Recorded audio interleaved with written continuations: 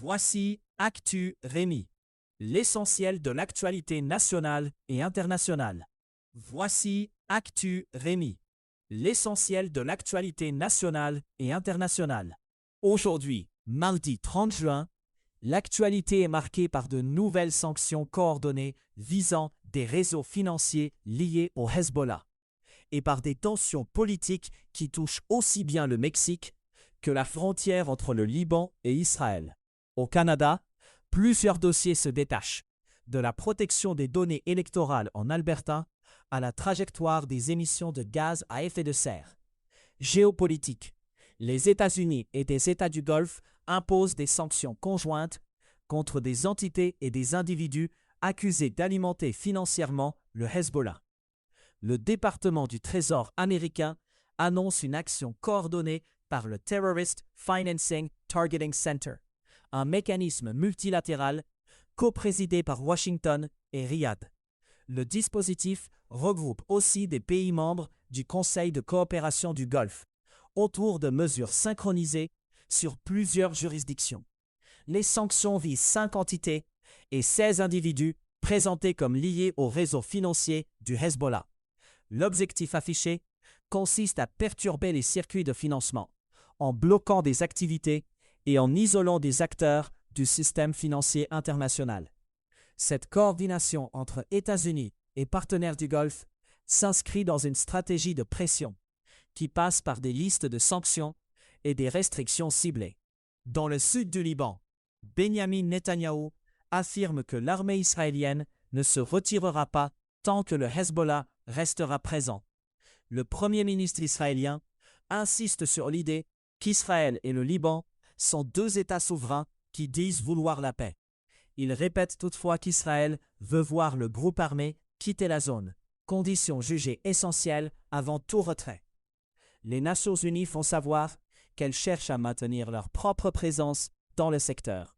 Cette volonté de maintien se heurte à des positions israéliennes, alors que le contrôle du terrain et la sécurité demeurent au centre du bras de fer. Les déclarations de Netanyahou sur place ancrent un message politique, au moment où la question du retrait et des garanties reste non réglée. Aux États-Unis, l'administration Trump maintient la pression sur le Mexique à propos de la narcopolitique. 2 mois après l'inculpation de Rubén Rocha, des fuites médiatiques pointent désormais les gouverneurs de Sonora et de Tamaulipas, qui nient tout acte répréhensible. Des soupçons touchent aussi la gouverneure de Basse-Californie, dans un contexte de tensions politiques et de sécurité. Washington utilise ainsi des signaux publics et indirects, plutôt qu'une annonce unique, pour faire monter la pression sur des responsables régionaux. Au Mexique, ces accusations alimentent l'instabilité politique locale, en mettant en cause l'intégrité d'autorités élues. Le dossier montre aussi comment la relation bilatérale se durcit lorsque des enjeux de criminalité organisée se retrouvent mêlés aux rapports de pouvoir. Canada. En Alberta, un avocat à la retraite dépose une demande d'autorisation de recours collectif après une fuite alléguée de la liste électorale.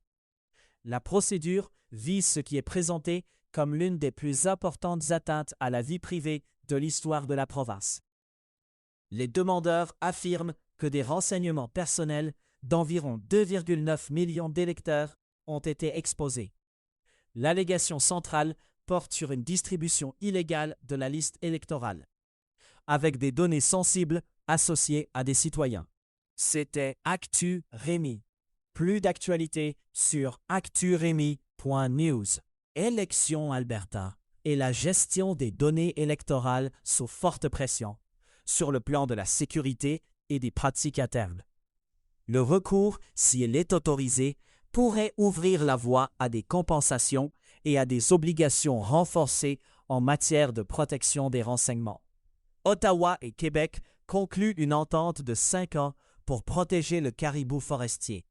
L'accord prévoit une participation active des Premières Nations à la stratégie de préservation.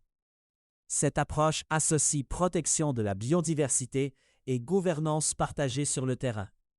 Le caribou forestier reste un symbole des arbitrages entre conservation, aménagement du territoire et activité économique.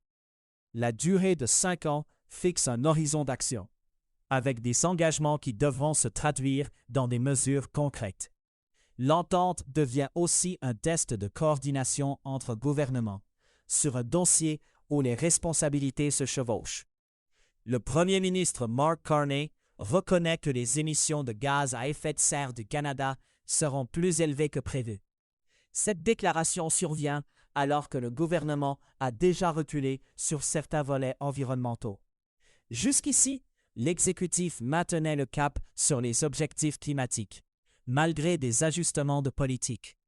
La reconnaissance publique d'émissions plus élevées change le cadre politique, en ouvrant la porte à des critiques sur l'efficacité des mesures. Elle place aussi la question des trajectoires chiffrées au centre du débat, au-delà des intentions générales.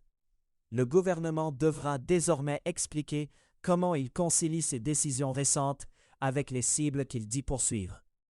Malgré une croissance marquée du PIB en avril, le Parti conservateur soutient que le Canada est en récession.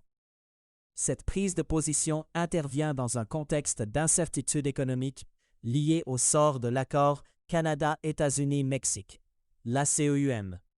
Les conservateurs contestent l'interprétation d'une amélioration ponctuelle et affirment que la situation reste dégradée. Le débat porte sur la lecture des indicateurs et sur la perception économique des ménages et des entreprises. La croissance d'avril apporte un signal positif, mais elle ne met pas fin à la bataille politique autour du mot récession. La discussion sur l'ACEUM demeure un facteur d'inquiétude, parce que la stabilité commerciale compte dans la confiance économique. Un rapport de l'Observatoire de l'écosystème médiatique souligne une difficulté chez les 18 à 34 ans à distinguer influenceurs et journalistes. Le constat met en avant la place croissante du contenu produit par des influenceurs et des journalistes citoyens, perçus comme de la nouvelle. Beaucoup de ces créateurs n'ont pas de formation en journalisme.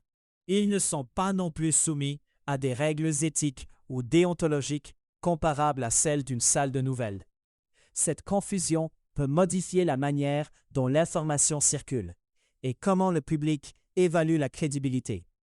Le phénomène touche directement la qualité du débat public, surtout quand des formats courts supplantent la vérification. Les autorités américaines observent une hausse significative des traversées illégales depuis le Québec vers le Vermont. Le mouvement s'est accentué au cours des dernières semaines, selon les services américains. Les personnes interceptées viennent de plusieurs régions du monde, sans origine unique dominante. Un schéma se dessine, avec une convergence vers l'Estrie avant la tentative d'entrée aux États-Unis.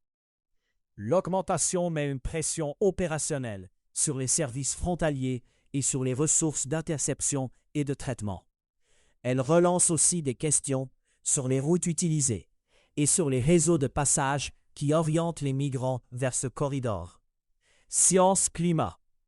Au Venezuela, une analyse préliminaire basée sur des données satellitaires estime que plus de 58 000 bâtiments ont été endommagés ou détruits par 2 séismes. Les 2 tremblements de terre, survenus mercredi dernier, ont affiché des magnitudes de 7,2 et 7,5. Le bilan fait état d'au moins 1943 morts et de plus de 10 571 blessés. 6 jours après les secousses, les espoirs de retrouver des survivants diminuent, même si des sauvetages restent possibles. Une vidéo montre le sauvetage d'un enfant de 3 ans, extrait des décombres dans l'état de la Guara, puis transporté à l'hôpital. Des travailleurs humanitaires alertent aussi sur des risques de maladies infectieuses, avec des hôpitaux débordés. Le système de santé, déjà fragilisé par des années de sous-investissement, subit une pression extrême dans les zones touchées. Le gouvernement du Québec vise une énergie consommée à 77% renouvelable d'ici 2050. Le plan de gestion des ressources énergétiques mise fortement sur l'hydroélectricité. Cette orientation fixe une cible chiffrée à long terme et implique des choix d'infrastructure et de planification sur plusieurs décennies. Monde. En Afrique du Sud, des manifestations nationales contre l'immigration provoquent une fuite de milliers de personnes et un climat de peur. Une campagne de plusieurs semaines contre les étrangers a déjà fait au moins 4 morts. Des groupes citoyens ont fixé une date butoir au 30 juin, exigeant le départ des migrants sans papier. À Durban, plus de 2000 manifestants anti-étrangers ont marché dans le centre-ville. La ville est restée inhabituellement calme, avec des commerces fermés et une tension palpable dans les rues. Les autorités ont déployé des unités de police dans plusieurs villes, par crainte d'un scénario rappelant les violences de 2008. En 2008, des épisodes de violence anti-migrants avaient mené à des pillages et à 62 morts. Cette fois, la présence policière vise à contenir les débordements, alors que des familles disent fuir simplement pour rester en sécurité. À Monaco, une explosion blesse 3 personnes, dont un homme présenté comme un magnat ukrainien. Le procureur en chef de Monaco indique que le suspect a placé un engin explosif et qu'il a agi seul. Le suspect demeure en fuite et les recherches se poursuivent. Des informations identifient l'homme blessé comme Vadim Yermolayev, un entrepreneur du bâtiment d'origine ukrainienne. Vadim Yermolayev affirme avoir renoncé à sa citoyenneté ukrainienne il y a près d'une décennie. Il avait aussi été visé par des sanctions ukrainiennes en 2023 en raison de liens présumés avec la Russie. L'explosion soulève des questions de sécurité dans la principauté, notamment autour des motivations et des réseaux possibles, même si l'enquête retient un auteur isolé. Au Pérou, Keiko Fujimori remporte l'élection présidentielle après des semaines de vérification de bulletins contestés. La candidate conservatrice, âgée de 51 ans, bat le candidat de gauche, Roberto Sanchez. Le second tour, tenu le 7 juin, se décide par une marge infime, de moins de 50 000 voix. Fujimori promet de restaurer l'ordre et l'espoir après une campagne tendue. Cette victoire s'inscrit dans une dynamique de succès de la droite en Amérique latine, signalée par plusieurs observateurs. Le processus de revue des bulletins contestés a prolongé l'incertitude politique avant la confirmation du résultat final. En France, la date de la prochaine présidentielle est fixée, alors qu'Emmanuel Macron termine son dernier mandat.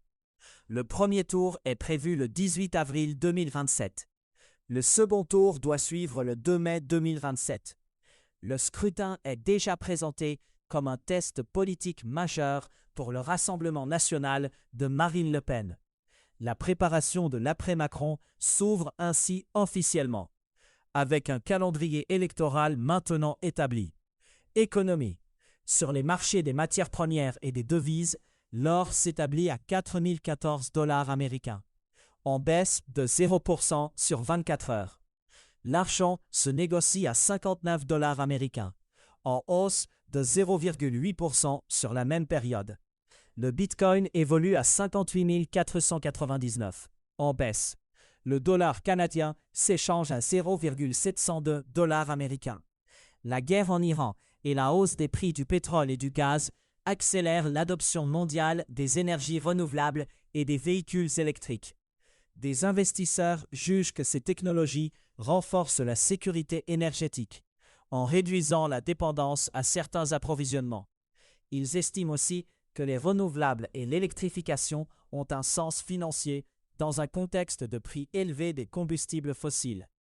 Le mouvement se traduit par une accélération de décisions d'investissement, avec un pivot présenté comme plus rapide qu'anticipé.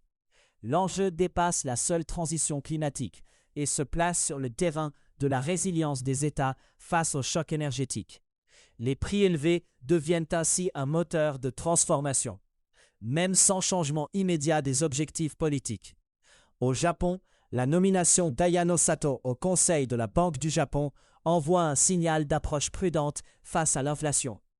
Ayano Sato entame un mandat de 5 ans. Cette arrivée intervient 2 semaines après une hausse du taux directeur au plus haut niveau en 31 ans. La perception d'une inflation jugée modérée influence la lecture des prochaines décisions monétaires. Les marchés et les entreprises scrutent la composition du Conseil, car elle pèse sur le rythme futur des ajustements de taux. Le calendrier serré entre la hausse récente et la nomination accentue l'importance du message envoyé. La compagnie Japan Airlines annonce avoir reçu frauduleusement des subventions liées à un projet de l'État. Le transporteur prévoit de rembourser environ 280 millions de yens. L'entreprise indique que les irrégularités pourraient remonter à 2022. Le dossier soulève des questions de conformité dans l'utilisation d'argent public et dans les mécanismes de contrôle. Le remboursement annoncé vise à limiter les conséquences, mais l'affaire risque d'entraîner des vérifications plus poussées. Le cas illustre aussi la vulnérabilité de programmes de subvention lorsque la traçabilité interne faiblit. Aflac Japan signale une fuite de données touchant plus de 4 millions de clients. Pour environ 230 000 clients, des informations liées à des comptes de paiement de primes ont aussi été compromises. L'incident met en jeu des données personnelles et des informations financières associées au paiement. La gestion des suites implique l'évaluation des risques d'usage abusif et la communication avec les personnes concernées. L'ampleur, avec plusieurs millions de clients, place l'entreprise sous pression réglementaire et opérationnelle. Le dossier rappelle la sensibilité des systèmes d'assurance, qui concentrent des données identifiantes et des éléments bancaires. Mark Carney dit ne pas s'attendre à un drame dans les discussions sur l'ACEUM. Washington doit informer mercredi le Canada et le Mexique de ses intentions sur la survie de l'accord.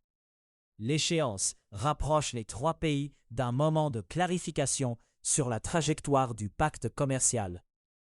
Le gouvernement canadien cherche à contenir l'incertitude dans un contexte où les entreprises dépendent de règles stables.